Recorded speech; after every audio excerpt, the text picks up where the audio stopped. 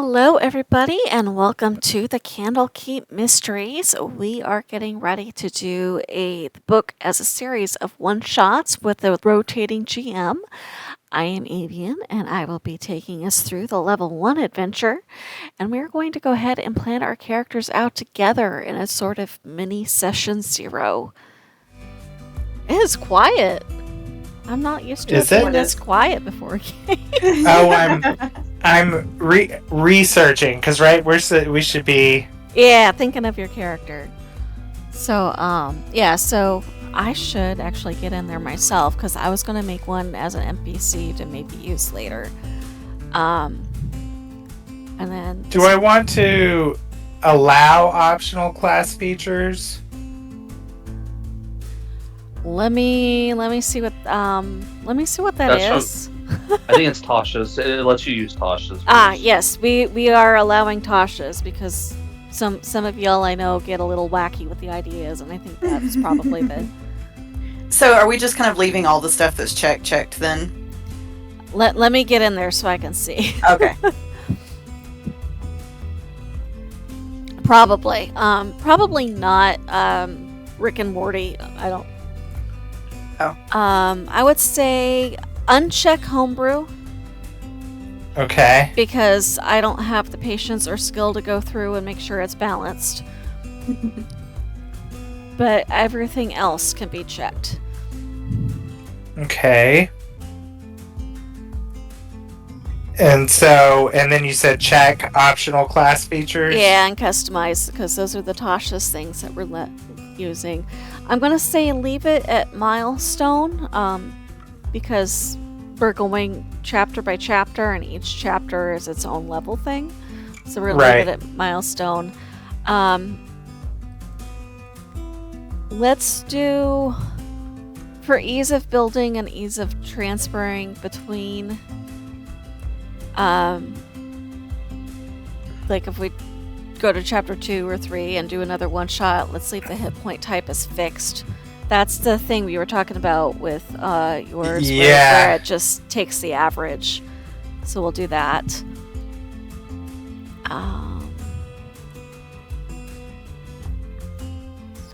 see. Yeah, and everything else should be fine. Okay. And you said go with the 2014 core rules for the class? I'm trying to remember. That's the one you said is the most up to date, right, Sale?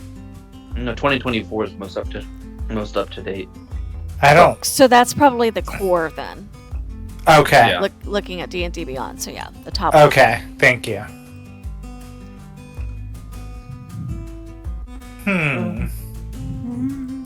This is why I wanted to do this together, because I knew there was going to be stuff like this. Mm-hmm.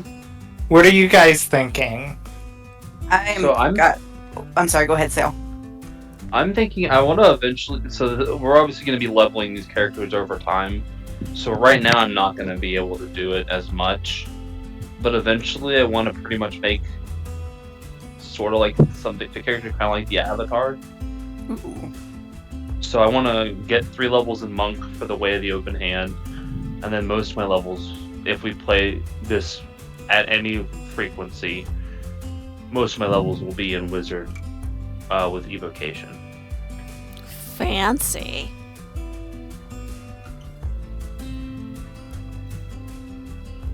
I have not tried a fighter.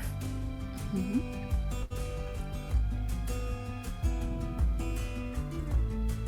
Or a druid. Both are fun. Druids are hella fun. Brandy does love her a druid. I love me a druid. Well, what are you gonna do, Brandy? I am doing a barbarian satyr.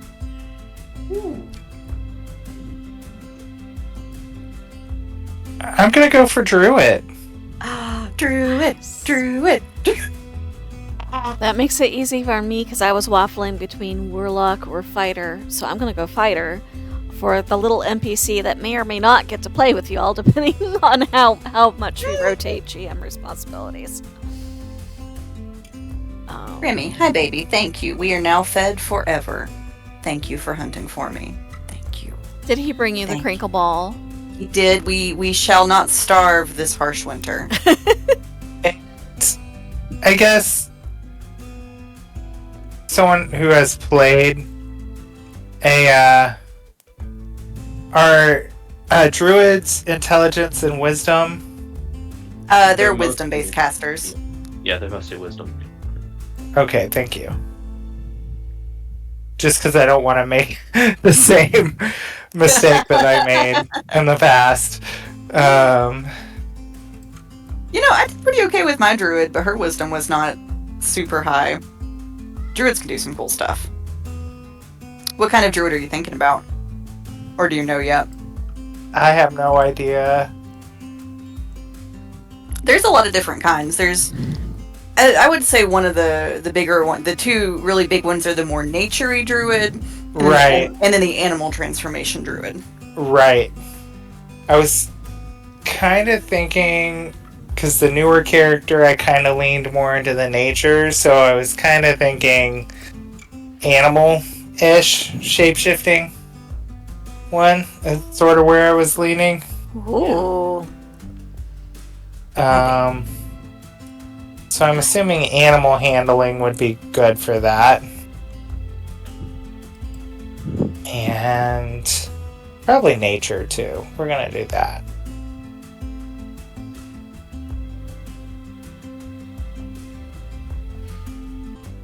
Hello, Ash. Hello. Hello, Ash. So, what exactly is on the agenda for tonight? Is it just like character building, or are we actually doing something? We are building our characters together, and since I don't think it's going to take the whole time to build the characters, we will be starting Candlekeep after we have built our characters. Hi, baby. Shit. Hi. Hi.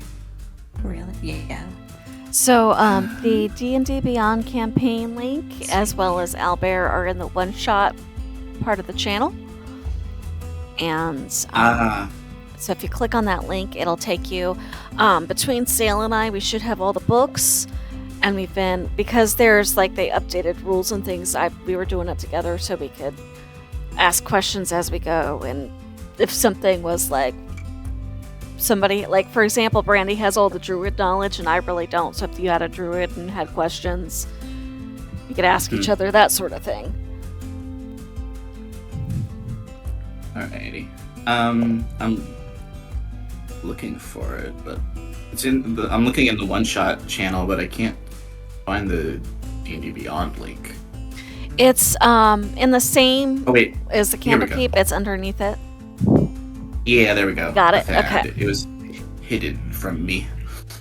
So when you do your characters, uncheck the homebrew because we might be Right. rotating GMs, and it just makes it easy for us to hand information over and people not have to go digging into what is this extra thing. Mm-hmm.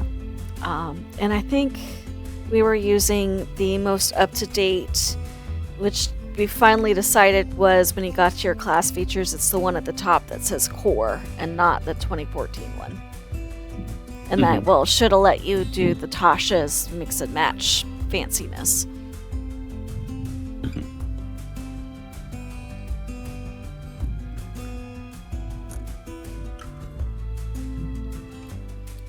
And that will catch you up with the rest of us, I think.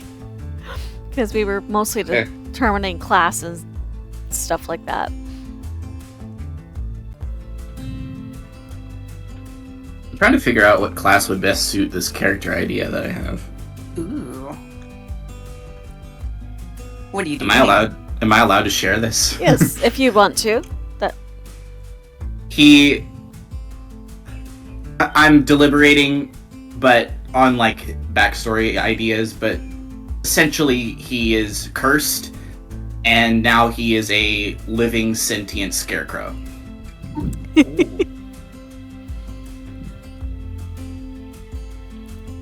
Sort of Howl's Moving Castle scarecrow guy. Yes. Love it. Absolutely. One of my favorite books, one of my favorite movies, even though the endings are different. Yes. All for it. And I'm trying to figure out what class would best suit a scarecrow, and I'm thinking maybe druid, but I might go monk. Ooh. I don't know why, but monk seemed really fitting. It kind of does. I don't know Yeah. why. We'll have two very different monks.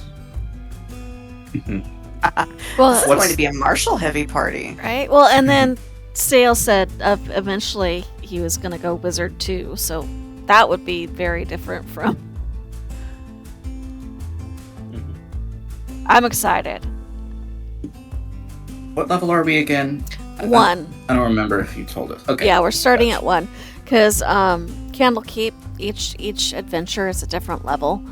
So if we go pulling other things out for one shots, we can just level up the characters appropriately and maybe have a Gotcha. story or switch them out if you get tired of what you're playing.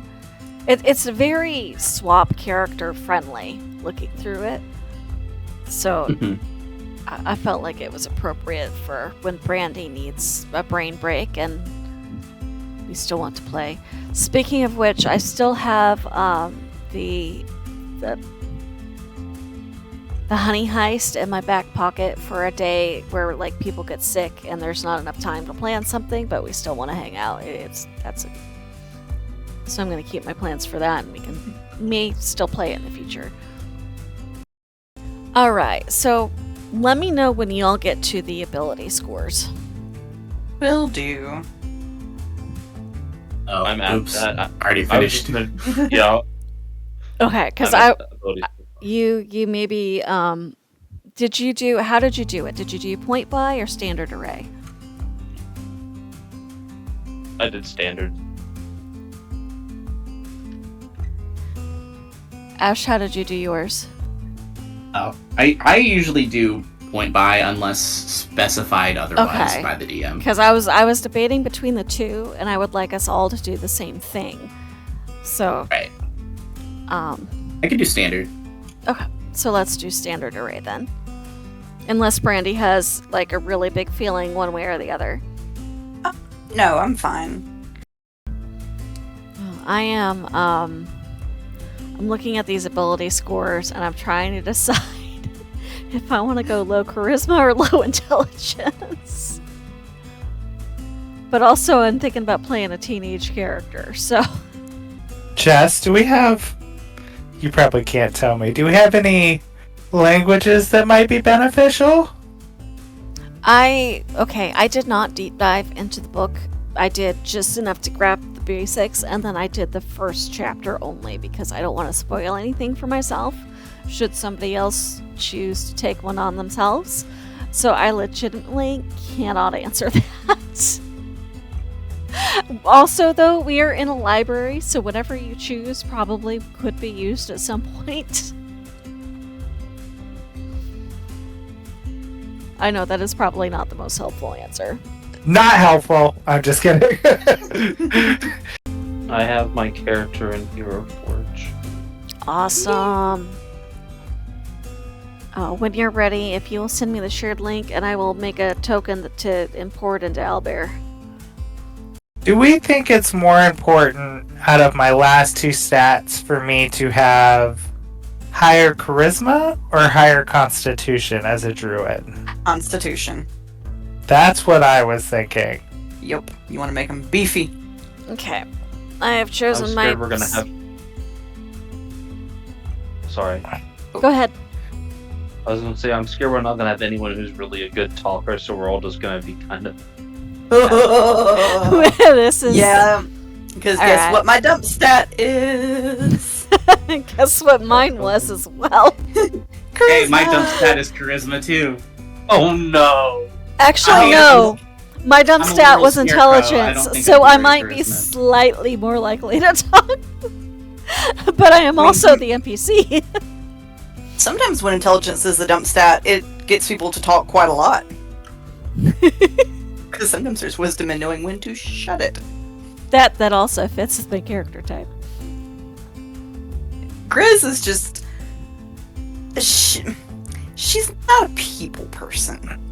Well, she will help you, but she's not going to be winning any political appointments.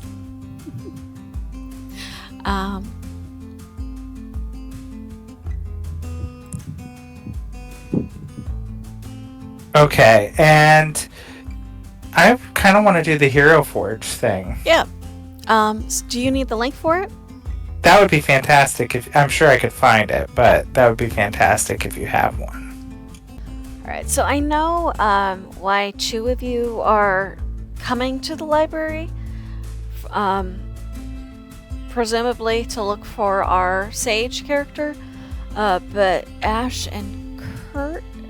No, Ash is coming. Sorry, I'm getting you all mixed up. Ash, you said your character is coming to look for the sage.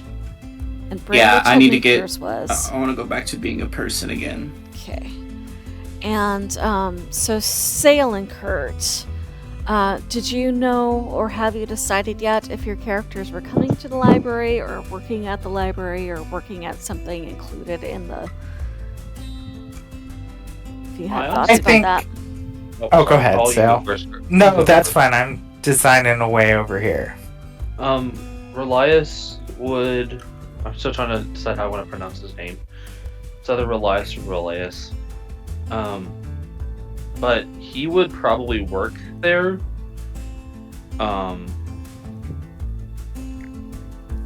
As like a sort of... I don't know, maybe like a researcher of some sort. Like he goes out for the library to find information. Okay. Because his background is sage. Okay, so you are a... scribe. Got it. So you have a couple options, like there's all sorts of jobs you could do. Do you have like an area of specialties or something you wanted him to be? Probably magical history. Okay.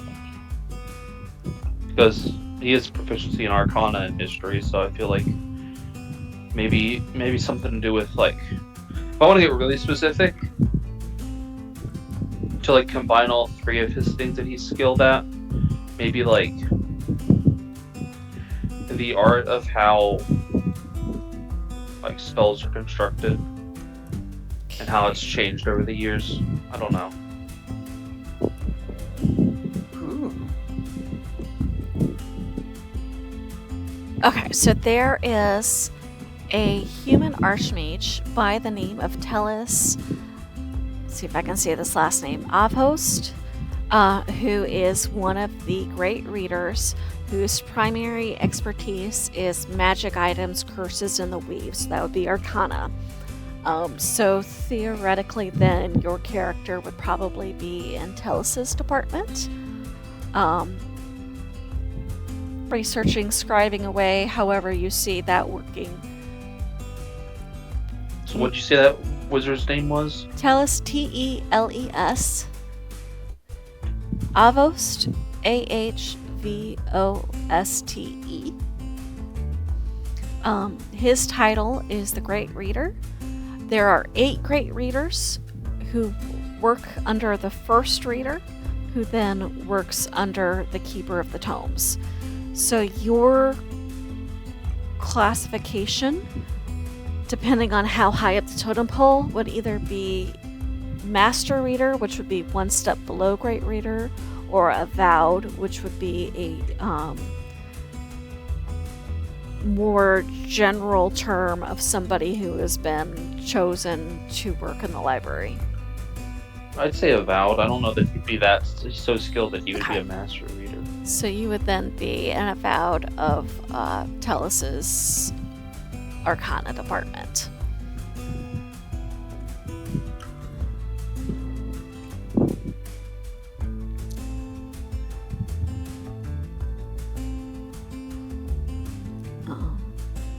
And then Kurt. I would be thinking that I would come to the library in search of like further training in the ways of druids, since I've kind of stumbled upon learning how to be a druid on my own on a farm, so I'm looking for any help in that I can get. Awesome. Okay. So that's... Let's see. Sorry, my brain is going faster than my mouth, and then I lost my train of thought.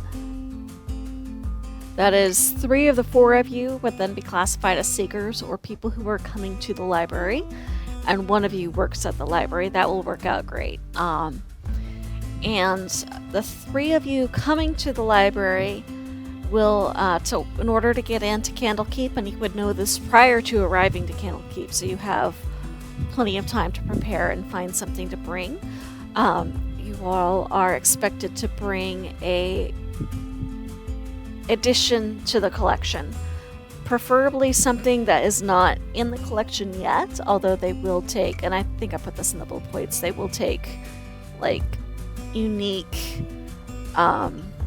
editions or things that have been annotated by somebody famous, stuff like that, or something that is not in the collection, whatever you think may be a interesting offering. And then basically the gatekeeper, the gate warden, goes over it and says yes or no, this is acceptable. Some people bring multiple items and hope one of them will be chosen. So think about what you might want to offer. Okay. And should I just share in a private message to you what my character looks like, or...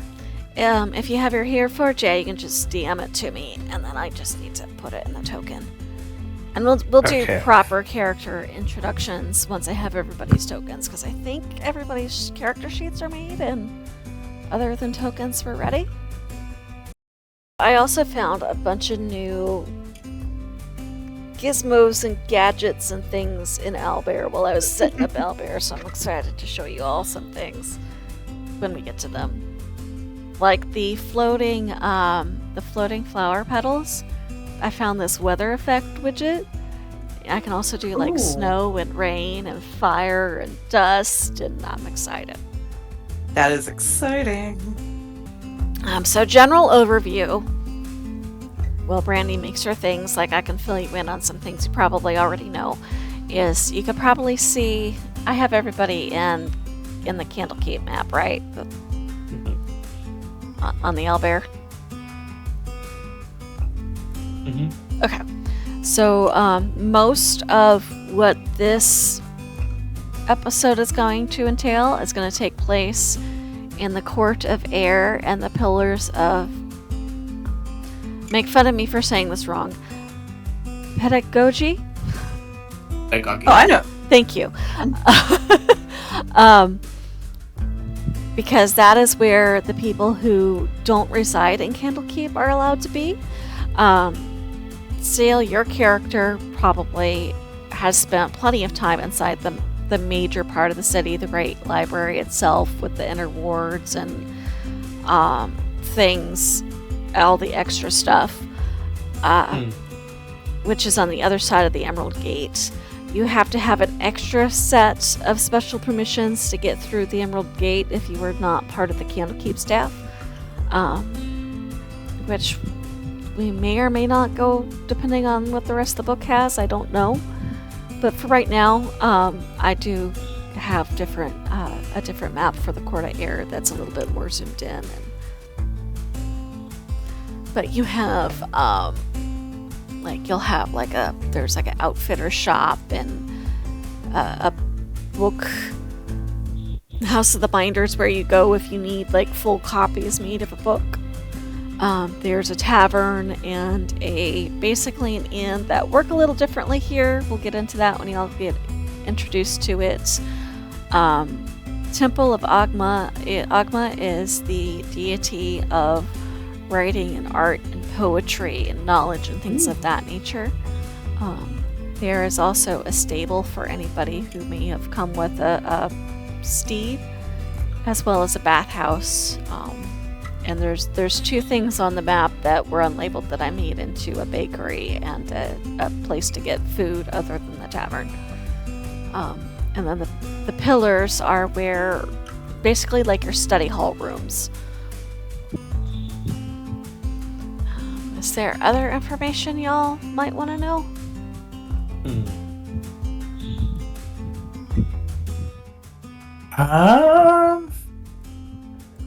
This is going to be new to me, so I don't know what questions I have just yet. Okay.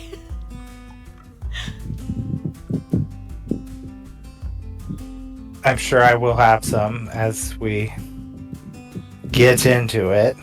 Oh yes. I think maybe like my character might be on like a small task to like get a book copy made for himself. Just so I have a reason to be out here in the Oh, forest. I have a reason for you to be out there and Okay. about. Okay. Given your speciality and what two of our people have come to look for, and the fact that different avowed get assigned to help the seekers sometimes, I was gonna have you be assigned to say, hey, these people are looking for things that you're familiar with, go help them. Okay. It is actually within the mechanics in the book. So I was really excited that you chose that. So. I think I've probably found. Oh, sorry. Was I talking over someone? I don't think No, so. it just startled me. I think I probably would have been out in. You said you're going to give us reasons why we would be out in the courtyard. Well, you all haven't even arrived yet. We're going to start with you all arriving together. And then I was going to have Ciel's character be told, hey, these three are your responsibility. Help them. Okay. Congrats, here are your children. All right.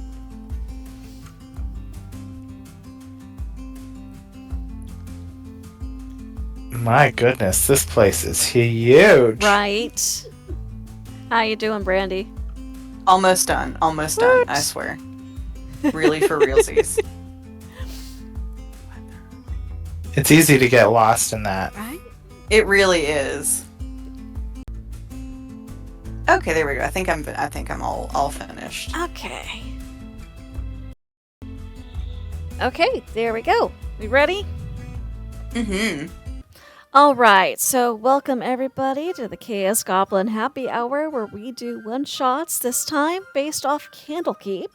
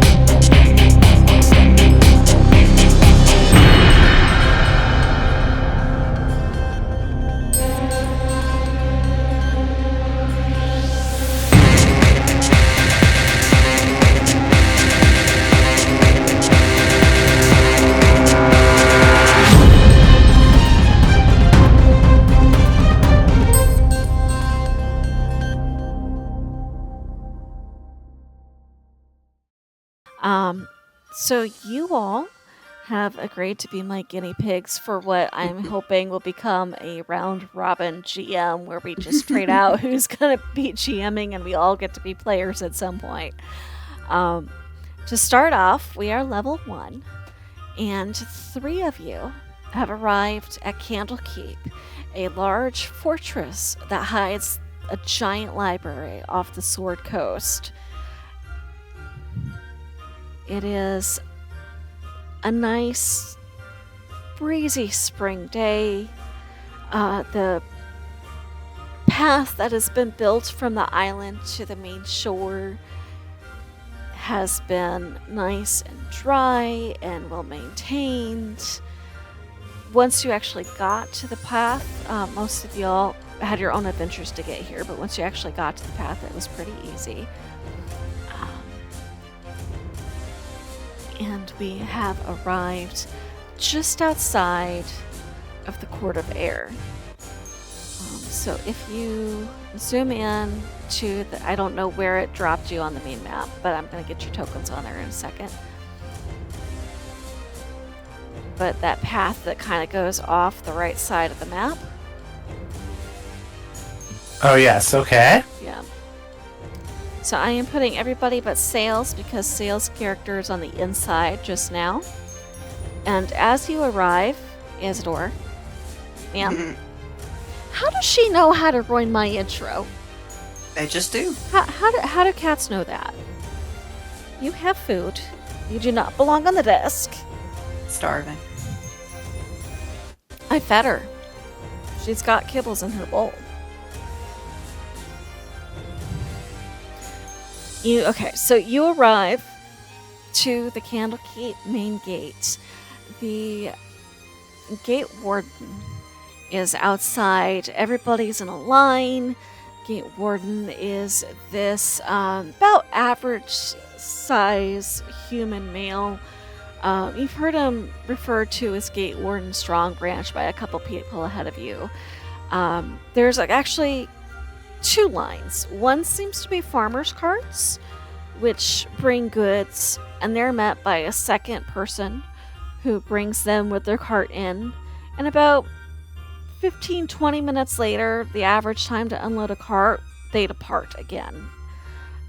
And then there is the line that you all are in, the line of people seeking admittance for an extended stay into Candlekeep. And everybody ahead of you approaches the gate warden and gives them a book or a scroll. And there's a couple minutes conversation usually before they're either allowed in or sent away. The very rare occasion where the gate warden can't decide if the offering is appropriate for Candlekeep, he seems to send his assistant in for further discussion with somebody inside to see what the general consensus is. So the three of you are in line, and there we go. And you see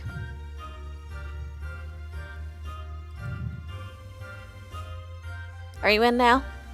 Yes. For some reason, I thought you were Werebear. I didn't realize. I didn't realize you weren't in. I'm sorry. That was good. Are you in on Chrome? No, I'm in on Brave. Okay, so we may have to move you around. We'll remember that. Oh, I can go over to Chrome. Okay. Why?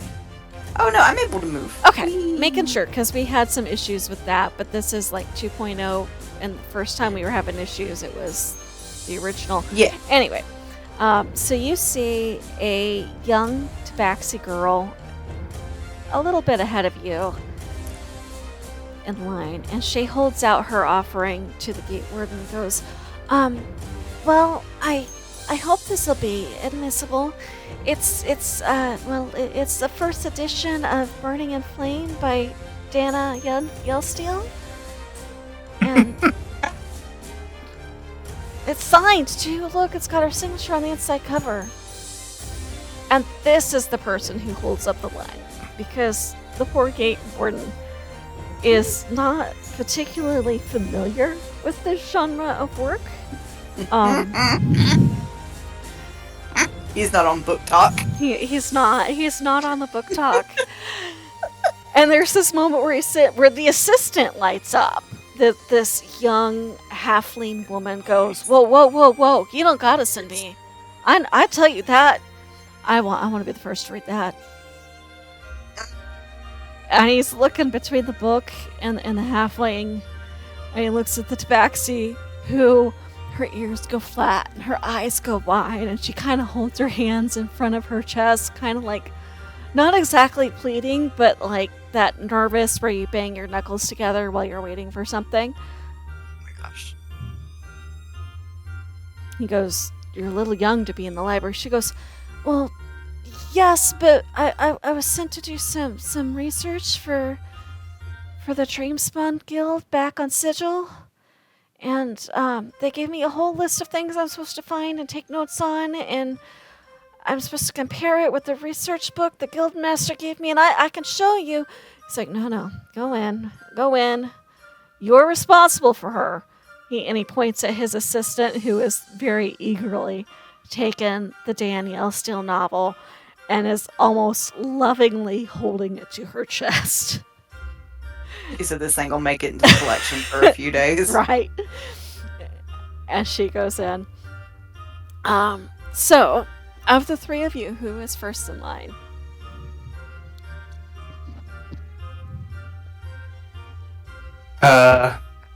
I'll go first. Okay. If you want to introduce yourself and tell us about your character and why they're here and what it is they're offering to the Gate Warden in hopes of admittance into Candlekeep. So, up strolls this middle-aged tabaxi, one blue eye, one green eye. Little rugged looking, a little dusty. Obviously does a lot of work with his hands, carrying a quarterstaff.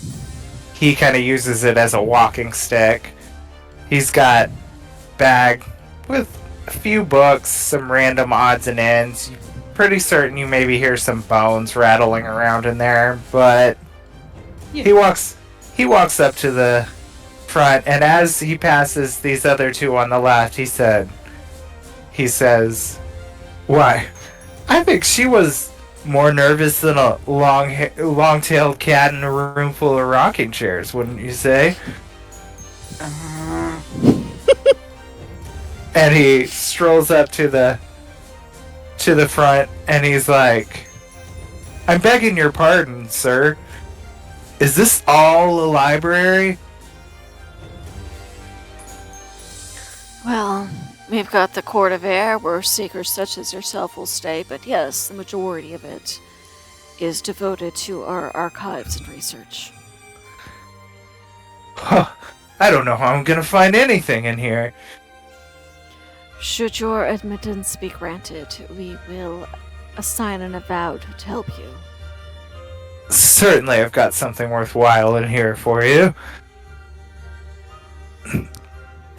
Oh, bother. And he's like digging through it all and shaking things around, and he pulls out this super well-loved the complete book of incense, oils, and brews for dummies. And he slaps it on the counter and he said, "Now I've got a lot of good use at that. Don't let the title throw you off." Alright, so tell me about incense, oils, and brews for dummy. Is it like, are there notations? Have you drawn pictures, or is it mostly I've made notes of like what actually works on the side. Like, no, this requires more fertile compost to grow this particular herb, and this brew only works if the oil's been, tree pan from this particular age of tree. And I mean, just use your imagination, but it's all sorts. Like, this book is well loved. Like, the pages, it's obvious he spent a lot of time testing and growing things and making sure that this all works appropriately. And he's like, "Trust me, I've really perfected the science. Don't, turn your nose up at those notes, young lad." And indeed, his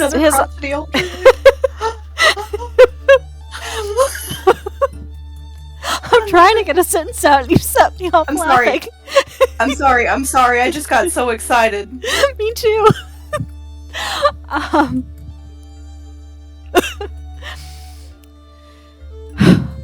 Okay, so he's thumbing through, and you see his eyebrows kind of raise a little, and he's kind of nodding along as he reads some of your notes and listens to what you have to say. And he goes, by itself, I wouldn't think much of this, but the notations on what is clearly heavily researched subject matter with what does and does not work, and that's the notations that make this valuable.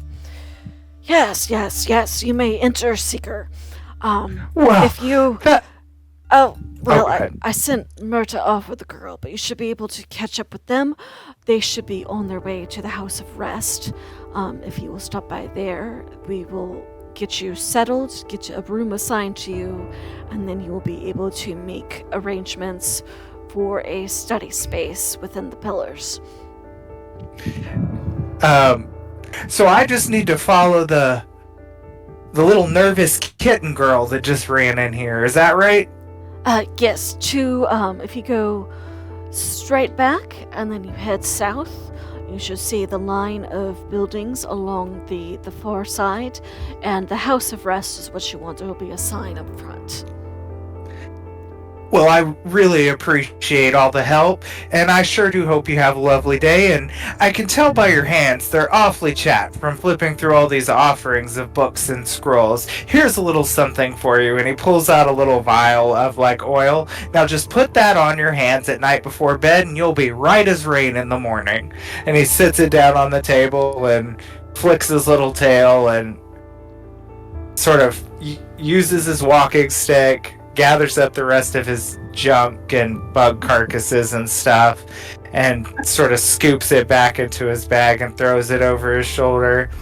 And he bows to the other two that he passed to the line. And he's like, I sure hope you brought something as good as that little treasure I gave him.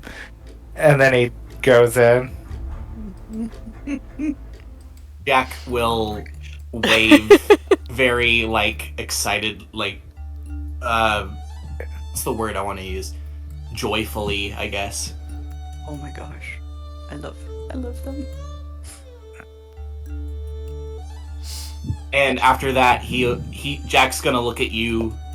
Obviously, he doesn't know your name yet, but he looks at you, Gris, and just motions you forward. He can't speak, but he's basically saying, "Go ahead." All right. So Grizz is a 6'5" ripped satyr woman. Probably one of the first things you notice is she's a little light on the clothes. So she's got on no top. She's got on, funnily enough, a leather harness to carry her club. But in lieu of a shirt, she has just gotten 2 handfuls of mud and just slapped them on the titties, kind of like body paint. She kind of looks at you. She gives you a little nod. She's got curled ram's horns. Her club that she's carrying does in fact look to be a giant femur. And she is hauling a book, probably the size of a big square coffee table. And she's got it wrapped in a tarp, and she's just dragging it along behind her. So she gets up to the gate ward, and she and slams it down, and it kicks up a bunch of dust. And she goes, "It's the Giant's book. I found it."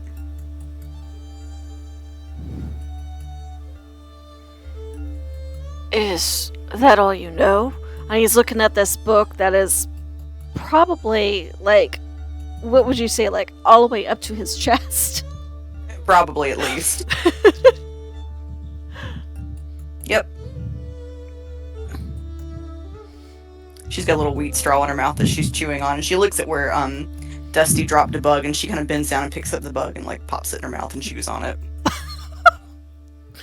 He's kind of side-eyeing you, and he goes, and your business in Candlekeep, if I may inquire. I need a curse.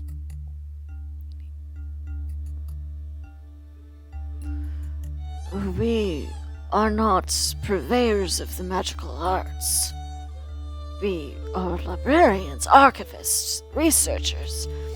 And his chin's going up with each word. She kind of rolls her little goat eyes. Then I need a book on curses. Side eyes you again, goes back to the book in front of him. Now, do you actually know what's in the giant's book? I know Grizz has no clue, but do you? Yeah. I think when they unwrap it and open it, it looks like it is a book on giant genealogy. And he hums and he haws and he kind of pulls one of the other gatekeepers over. This one speaks giant. And they're going through it together. And it takes a good 10 minutes between the two of them. And there's some debate about if he needs to send for further inquiry. But eventually, between the two of them, they decide that it will serve. And the person he's asked for help goes, give me a minute. I'm going to go to the stables and get a cart. There's no way I'm hauling this thing all the way over to the Emerald Gate. Grizz kind of like, with her little goat foot, like, kind of kicks, does like the little, like, back foot thing they do sometimes. And she's like, can I go in? Alright. Thanks. Couple rules. You seem like a brawler. No fighting within the walls, no violence. Keep it to debate if you have a disagreement with something. Sure.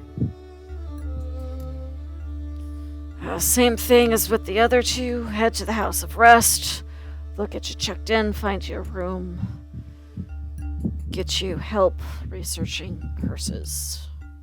Thanks. She He starts does- making her way in. He does not seem happy as those words leave his mouth, but Grizz is inscrutable. She just goes.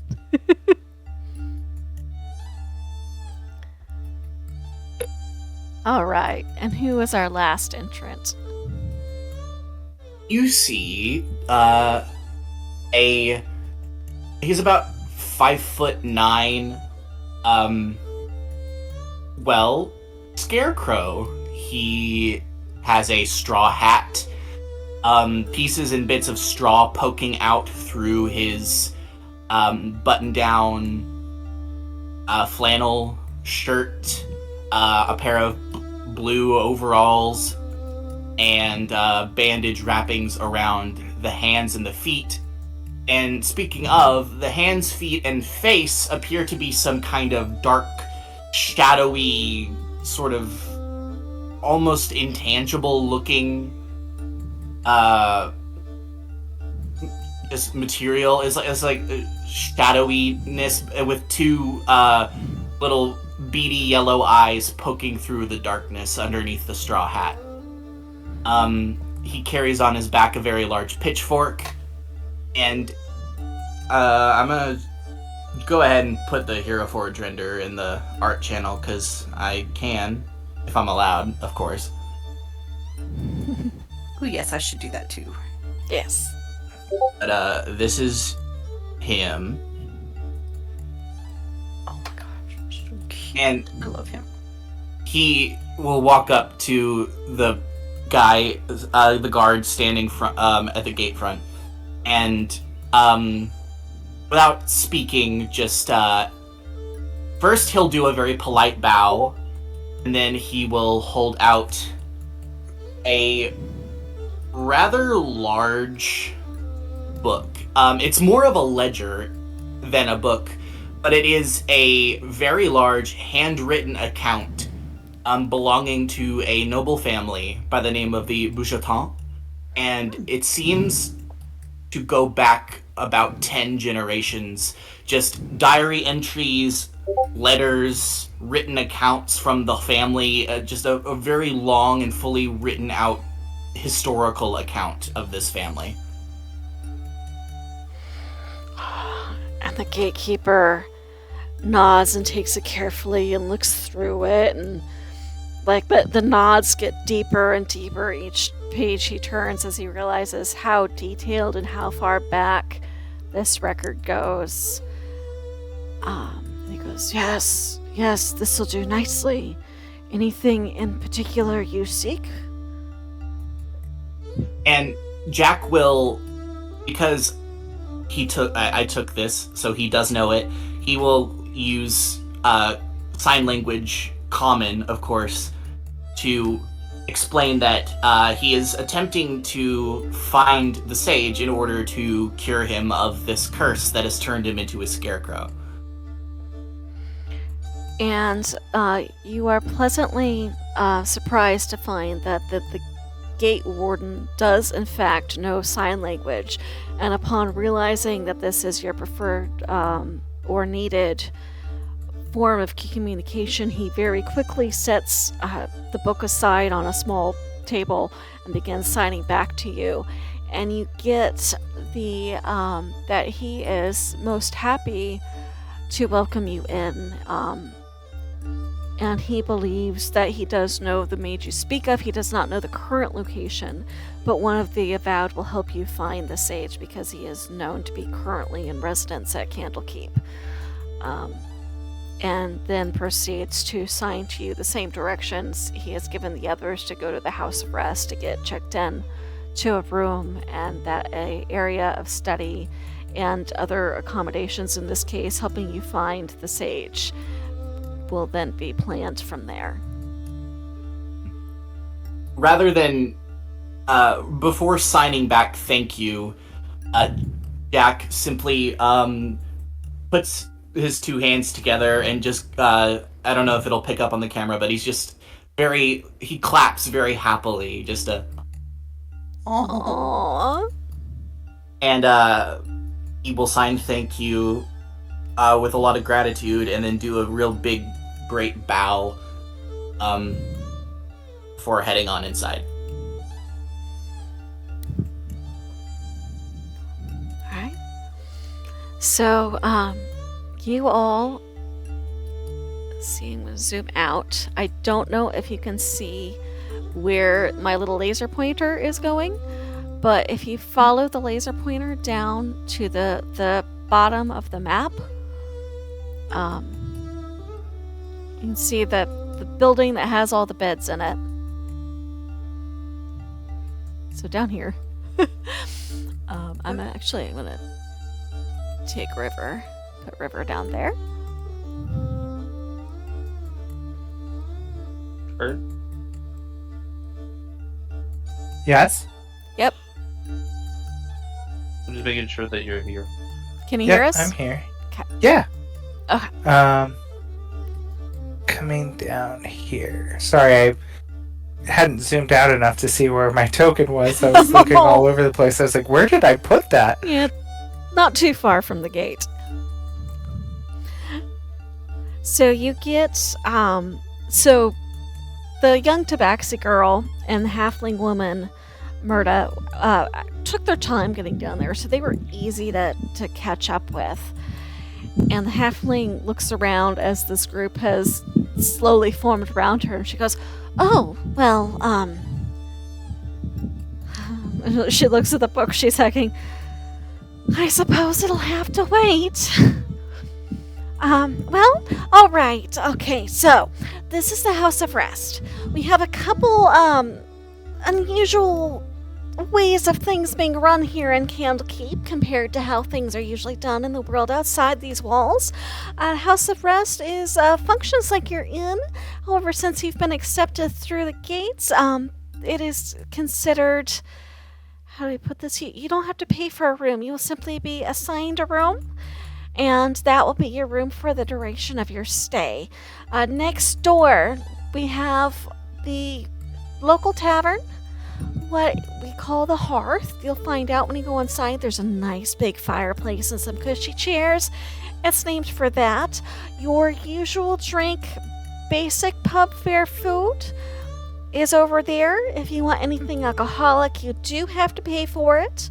If you want anything to eat other than what the meal of the day is, you will have to pay for it. But the meal of the day, basic tea, coffee, and water are all provided for you for the duration of your stay. Full tour guide mode. She points over to the other side. Over there, you have Brenna's Bakery, usually open in the mornings. Delicious pastries.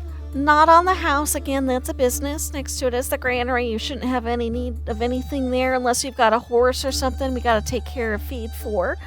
If that is the case, I suggest you get set up at the stables, which is a couple buildings over closer to the gate. She's watching you all to make sure you're following. We also have a local temple for anybody of the religious persuasion. And also up by the gate, you will find the bathhouse. It's got steam rooms, massage parlor, couple different pools of different temperatures. Please make use of it.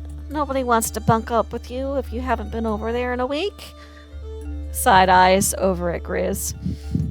Who's covered in Grizz's ears and tail kind of flick a little bit. She pretends like she didn't hear it. If you turn around and look to the far side, you will see the doors to the pillars. That is where we keep all of our study rooms. We'll get you set up with a study room if you're going to be doing any kind of deep research.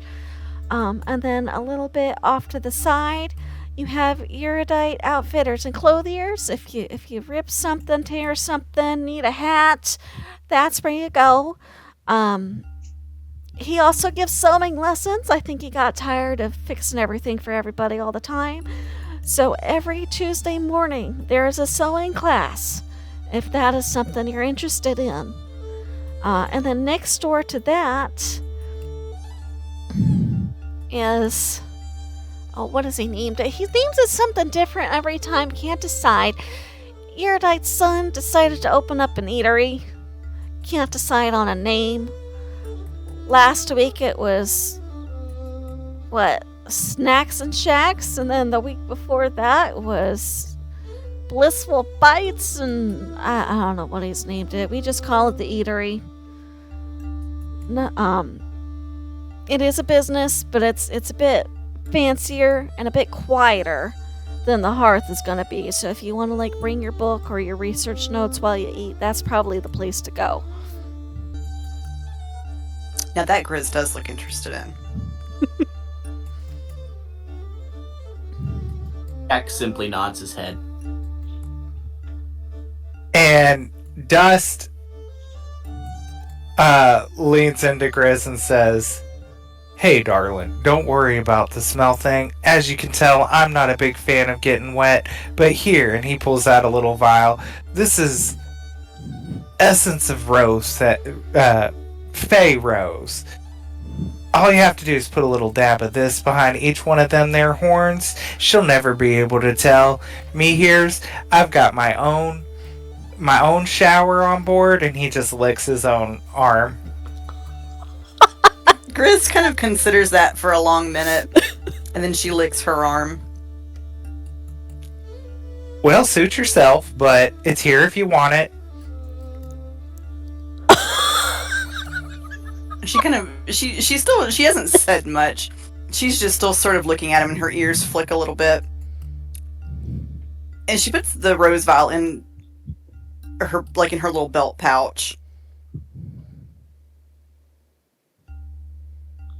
And then he'll look at Jack and say, "And buddy, I swear I got a relative of yours that hangs out with me down on my farm. You know, he likes to keep the crows away." Jack just blinks. Wordlessly. Dusty's like, man. Dusty's like, fuck this.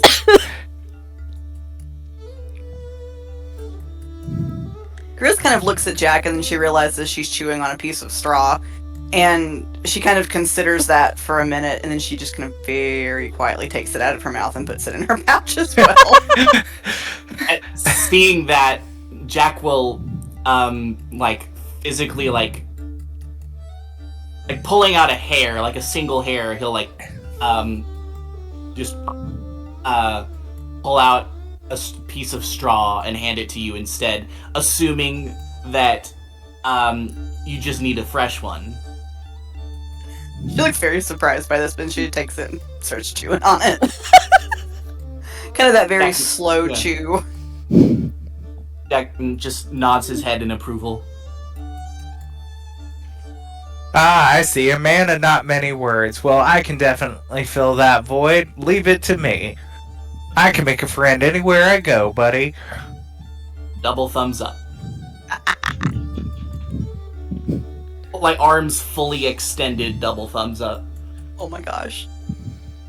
The young teenage tabaxi girl is looking between all of you and at Murda and goes, I'm River. Hi. Very enthusiastic wave.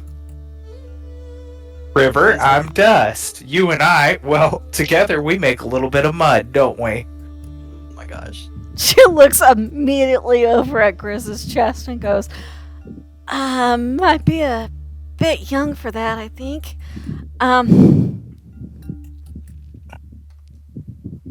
Well, not like that, sweetheart. I work on a farm. Mud's what makes everything grow. Grizz nods as if this is the great wisdom of the world. Okay, that explains a lot. So I'm gonna go get my room and I don't know, maybe find some food. And it was nice to meet y'all. Looking a little awkward. Well, wait up. Since we're all here and new together, why don't we go get food together? Well,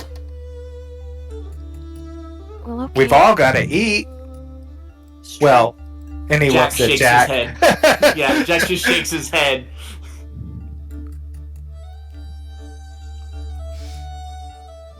Well, come on. I guess we don't know his name, do we? Jack will actually, just to make things easier for y'all, because I don't know if the vast majority of the players are going to know sign language, he'll pull out a small pencil and pad, and he'll start writing, and he'll hold it out, and it just says, "My name is Jack of Straw. You can call me Jack. Nice to meet you.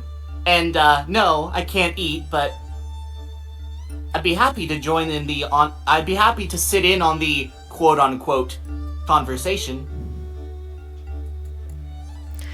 I got a spare And then notebook just if you want to write. A billion smiley faces. Oh my gosh. I love them. He will very, enthusiastically nod at the notebook, suggestion.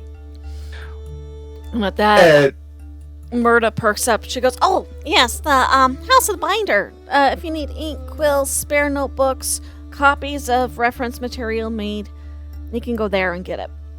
Before she hugs her book and, slips off to the side.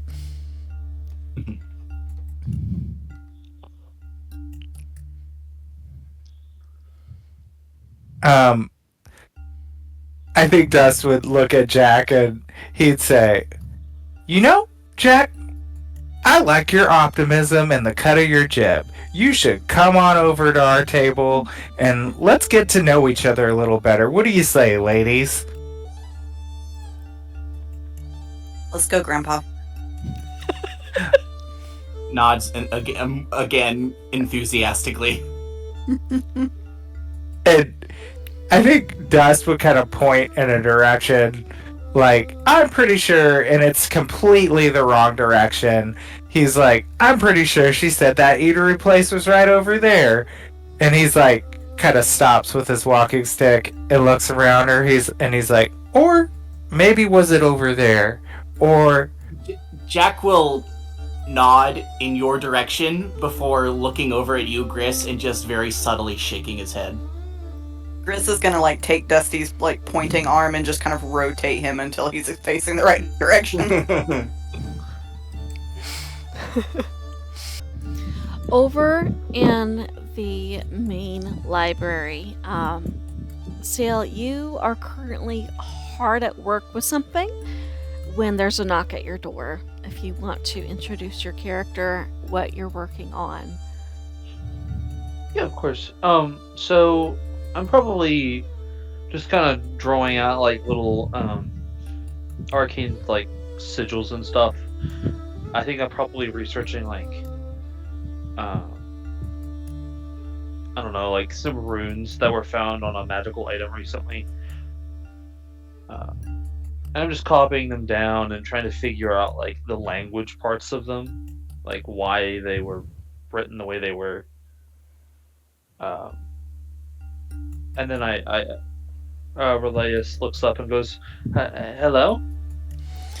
And the warden's assistant, the one who went to get the cart for the giant book, pokes her head in and goes, well,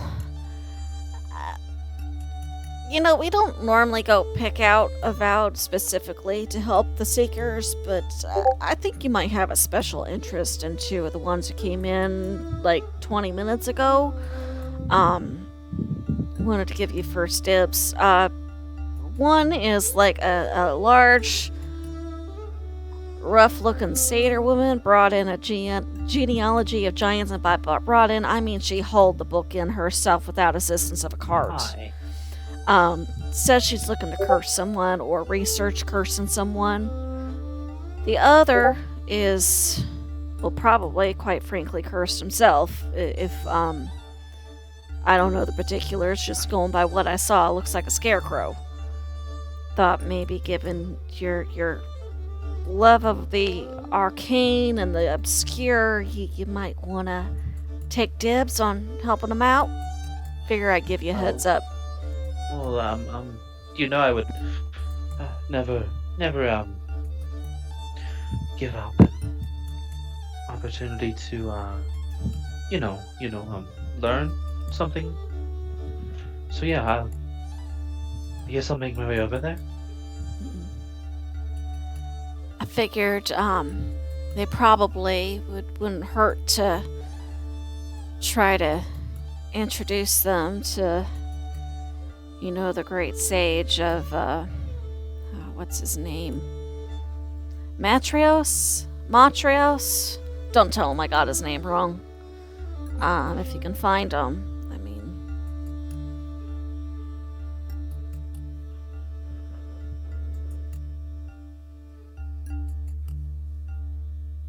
Of course, I won't tell him you said his name wrong. It's fine.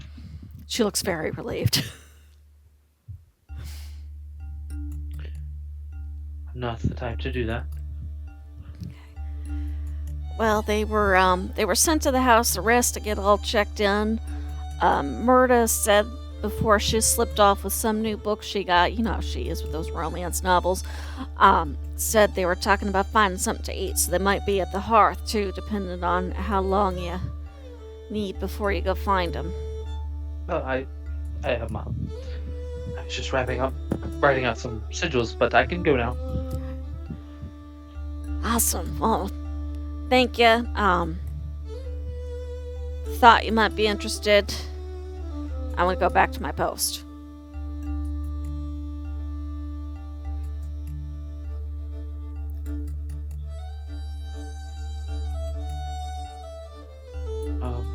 And Relias will he'll just grab his journal and just like kind of throw a couple things in his bag, his little backpack, and throw it on.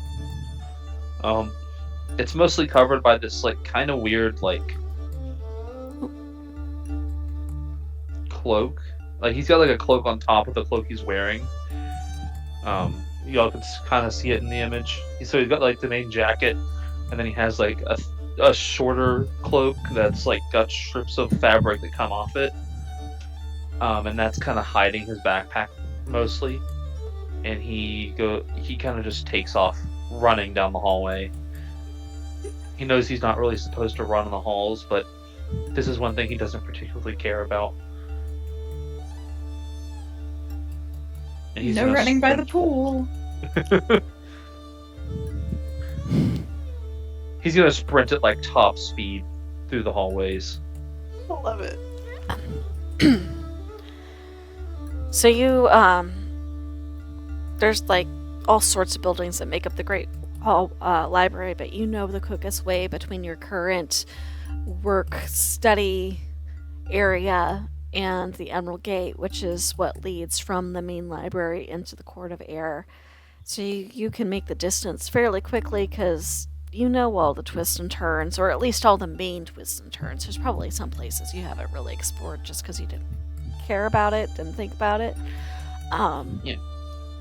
And there's always extra-dimensional pop-ups here and there when people go playing with Mordekaisen's extra-dimensional spaces and things. So you're pretty able to get to the Emerald Gate, and from there, because it's at the top of the hill that kind of looks down, you can see the group kind of gathered around the front of the house of the rest. And he'll just keep sprinting until he gets like decently close, and then he'll slow down a little bit. Hello. I have been assigned to help you all find the sage. I think some of you, like you, lady, and the tall, the scarecrow-looking fellow. I'm sorry if that's offensive to you. Jack shakes his head in a it's okay kind of way. I just don't know what else to call you. I was told you two might be looking to find the sage. I can help with that immensely, I think. I do a little happy dance. And I think Dust would step up and say, "Why, is everybody here just as friendly as can be? Me here, I'm Dust. This is Jack, the Scarecrow guy, as you like to call him. This is Gris, and this is River." Well, I'm Relaeus. I work under one of the great readers. You'll get to know the concept of that later if you don't already. But welcome to Candlekeep. I will bow in respectful greeting. Grizz just kind of has her arms crossed over her chest and her hip cocked, just looking at him. Relaeus, you look like you're a real busy man, and you know what I say about that? I think that you could stand to have a little bit of dinner with us. Who better to show us around than someone who already knows their way? I wouldn't mind that. That beard, what conditioning regimen do you use on that? That's no rendered hog fat in there, no sir. That looks like some fine elven conditioning. It is. I spend a good chunk of my stuff that doesn't go toward, like, living. I care about my beard a lot. And it shows, it shows. I can almost see my reflection in that. Thank you. Mm. And, yeah, I guess I'm gonna... Well, I don't know about y'all, but I sure walked a damn far way to get here, and I am hungry. There's only so many voles and birds you can catch to keep me full. Of course, I could even maybe recommend you something. Let's head over.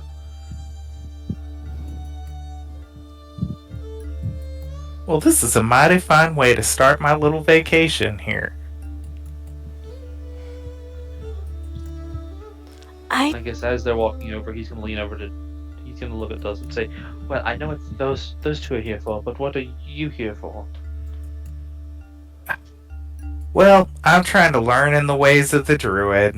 I kind of stumbled across it alone by myself on the farm, and I just might think that I've got a little bit of predisposition to it, you know? Relays kind of combs through his beard for a second and then goes, I think I may be able to point you in the right direction. It's not my specialty, but I know magic. So Good man. Good man, he says. I can find myself getting real lost around here. When he says that, if he looks like he's going in the wrong direction, Grizz will kind of like put at it like the mom arm and like Yeah, just kind of turn him a little bit. totally. He would have started getting all excited, talking to new people. He's going the wrong direction again, so. So Just where kinda are you trying to turns him. go versus which way are you headed? Are you trying to go to the hearth, the tavern, or are you trying to go to the little eatery? The Okay. eatery? Is that where we decided? Yes, I think so. So you all are probably trying to go towards the top of the map. So Dust would be going anywhere but. Oh no, Dust, it's that way. Yeah, that's what you're going for. Chris kind of turns him again. So we are then headed this way, if you can see the. Oh gosh, I gotta zoom way out. Let's see. This map is ginormous. It's actually it's It's about 5 huge. maps stitched together, based Woo! off of the like it's not perfect and it's not exact to scale based on what that poster map was, but I tried to roughly get things in this spot because in my head I'm like, well, they might actually go to all these places, so I should have the buildings for all these places. And this is what You happens. overachiever, you. Yeah, this is what happens when you give me a fancy map program and too much time. While they're walking over, Relatus is gonna look at Jack and go, "How do you talk? I noticed you weren't talking earlier, so."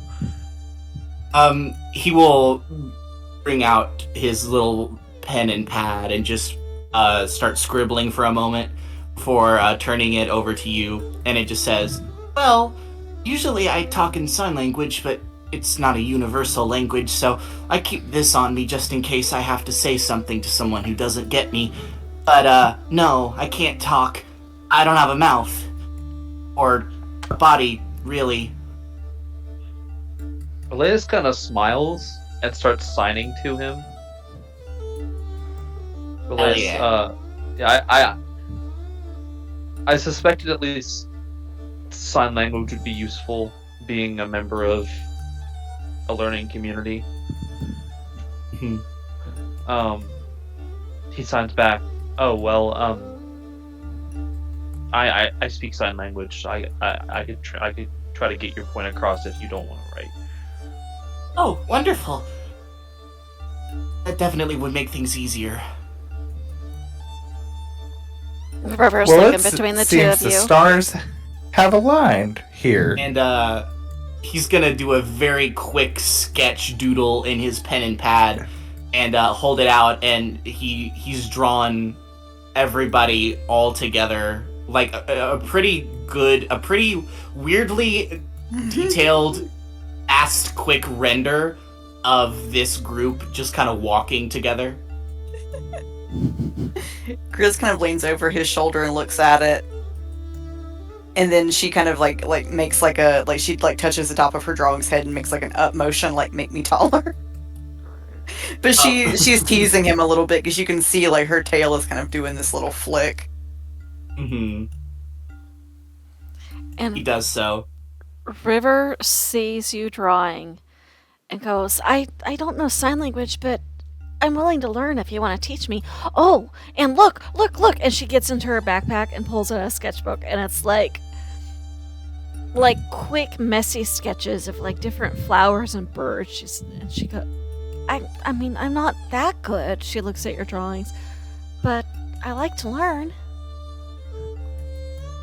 Hearing you say, I'm not that good, he will point at you, like he will very quickly sign to is it Relius?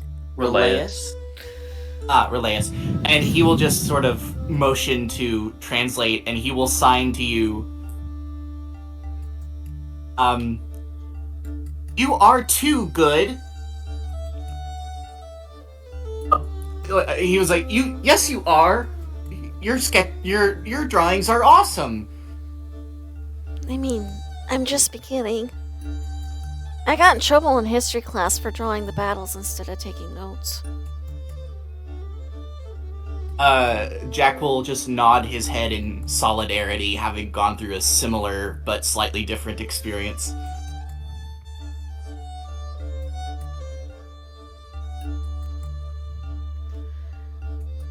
Alright. So y'all get to the eatery, and I think maybe it might be a good spot to pause and then pick up with the get to know you chatter next time. Mhm. Yeah. So Yeah. how are we doing? Like, will we be doing these characters for a few weeks? I think it might take like 2 or 3 sessions to get through the first chapter. And then hopefully by then, Brandy says she will hopefully have planned the thing she is trying to plan. Gotcha. Just checking. Just curious. But yeah, that would be good if we could stop now, because my brain is full of new job information and I'm kind of beat, so. My brain is full of soup. But I am loving all of these characters. No, me too. I love it. And I'm kind of excited for the concept. I've been wanting to try this round robin GM thing for a while. Mm-hmm. I think it's also been called The Gods or Chaos. I've heard a couple different terms for it. But it lets Yeah. everybody play and everybody GM who wants to. Like, not everybody has to if you don't want to. Mhm. But I'd be interested in trying a hand at it, but I haven't done it in a bazillion years, so That would be But- exciting. I would be willing to try it to get my feet wet for running the Spelljammer campaign at some point. ooh. Yeah. I think following something like Candlekeep, where it's short adventures, makes it much easier to figure out the flow of what your style is too, because Mm-hmm. you don't have to do all the planning; it's already done for you. You just have Right. to learn the material. Yeah, for sure. All right, everybody. Well, love the characters, really do. That was a lot of fun. Yes. Yes. Yeah. I'm so excited about it. Well, all right, gang. It was lovely as usual. I look forward Yes. to next Tuesday. Me too. Yes. All right, gang. Well, I will see you all later. See y'all later. Everybody. See you later. Bye. Bye. Bye. Good night.